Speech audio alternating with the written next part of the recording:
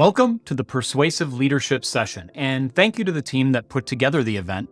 I think they've done a great job. I can't wait to see the other sessions, and I really hope that you get some value out of this one. Now, I jokingly entitled this, How to Be 98% More Effective 95% of the time with 90% confidence, to get across the point that those of us in risk management often confuse our message with a ton of mathematical and pedantic language. And what's more, our mindset and methods to communicate sometimes don't work the way that we hope. So in this session, we're going to dig into some recent research, some of the models that flow from that research, and then some methods to help us be more persuasive. Now, I like to start things off with my background and my biases, frankly. So I'm the founder and chair of OCEG, OCEG. We're a nonprofit. We've got 120,000 members. Our members are interdisciplinary. I'll explain that in a moment. And we focus on ideas, education, and certification. And we have members from around the globe, from all of the largest and frankly, some of the smallest companies you could imagine as well. I've had a 30-year career in accounting, management consulting, primarily in the financial services and risk areas.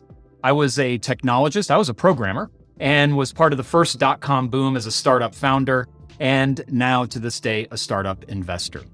But more recently, I've been focused on some research around governance, leadership, decisions, habits, performance, and overall well-being. And Professor Claudia Hartzer at the Medical School of Hamburg and Tahira Mubashar at the University of Punjab, specifically, I've collaborated with on the research that I'll be reviewing today. I mentioned that our members at OCEG are interdisciplinary. What this means is they come from many disciplines and they work together. And this is important because it takes more than a single discipline to address the big challenges we face. I think, you and I both know that. We do it every day. We're working with all of these other departments. And so we know that it takes this interdisciplinary approach. And the way that we see it at OCEG is we divide it into governance and oversight, strategy and performance, risk and decisions, compliance and ethics, security and continuity, and audit and assurance. And so our members are just as likely to be an internal auditor as a risk manager or a strategist or an information security officer or a compliance manager. You get the point. And in fact, we think it's critical not just to collaborate with each other, but to integrate these disciplines into our own individual skill set, right? So not just work with each other in these different disciplines, but actually to integrate those disciplines ourselves so that we can be more powerful at what we do in our job and have a more flexible and versatile career. Now, our members use this versatile skill set to achieve what we call principled performance in GRC, which, by the way, GRC doesn't mean information security. It doesn't just mean compliance. It doesn't just mean integrated risk management. It doesn't mean governance, risk, and control. That is a pet peeve of mine. Our community invented GRC to be an umbrella term around all of those, to really reflect the interdisciplinary reality. And however imperfectly named, GRC is indeed that. So, understanding where I come and the biases I have, let's dig in.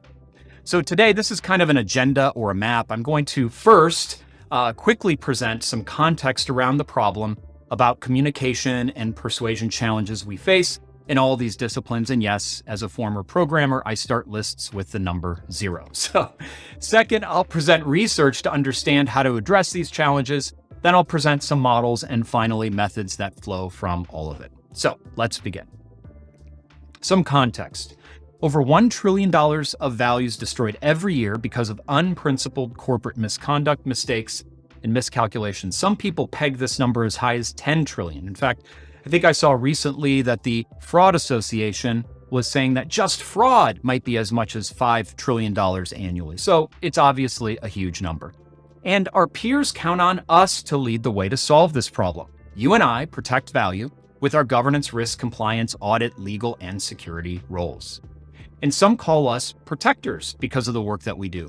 We're kind of, no matter what department we're in, we're the stabilizing forces who help the organization reliably achieve objectives, address uncertainty, and act with integrity. And I think the work that we do is necessary and noble. Again, it doesn't matter what department you're in. You might be in risk management, you might be in compliance, you might be in security.